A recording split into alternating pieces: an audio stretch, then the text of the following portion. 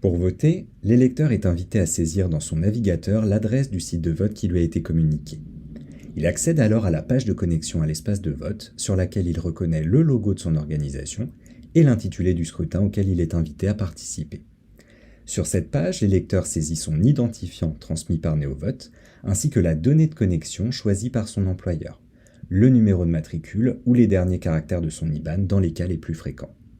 Puis, l'électeur clique sur le bouton vert Se connecter. Il accède alors à la page d'accueil de l'espace de vote où un message de bienvenue lui confirme qu'il a bien été identifié. Le nombre de votes restants exprimés est indiqué et plusieurs boutons permettent à l'électeur d'accéder aux informations le concernant. Une aide pour voter, la liste électorale, ainsi que les listes de candidats et documents attachés. Un bouton résultat apparaît également en grisé. Il indique à l'électeur qu'il pourra revenir consulter les résultats une fois ceux-ci publiés sur la plateforme. Une mention demande à l'électeur de retirer son mot de passe pour pouvoir voter. Ce mot de passe lui sera demandé lors de la validation de son vote. L'électeur clique sur le bouton mot de passe et saisit librement son numéro de mobile, son adresse mail ou son numéro de téléphone fixe. La page suivante lui permet de valider l'envoi à ses coordonnées. Il peut ainsi accéder au vote ou réitérer sa demande de retrait du mot de passe. La liste des scrutins dans lesquels l'électeur est inscrit s'affiche sur l'écran, ainsi que le temps qui lui reste pour voter.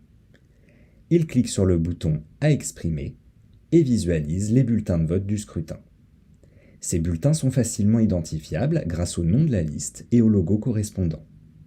L'électeur peut également décider de choisir le bulletin blanc. Une fois la liste sélectionnée, l'électeur voit apparaître l'ensemble des noms des candidats. Il peut passer à l'étape suivante en cliquant sur le bouton « Sélectionner » en bas à droite de l'écran. Une page de validation s'affiche. L'électeur peut vérifier son intention de vote et le valider en saisissant son mot de passe, ou bien revenir en arrière et modifier son choix. La saisie du mot de passe acte définitivement le choix de l'électeur. Une fois celui-ci saisi, un accusé de réception s'affiche à l'écran. Il peut être téléchargé ou imprimé. L'électeur peut également conserver sa preuve de vote qui lui permettra de vérifier la bonne prise en compte de son bulletin passé le dépouillement. Si l'électeur est inscrit à d'autres scrutins, il peut cliquer sur le bouton « Vote suivant » ou bien se déconnecter en cliquant sur le bouton correspondant.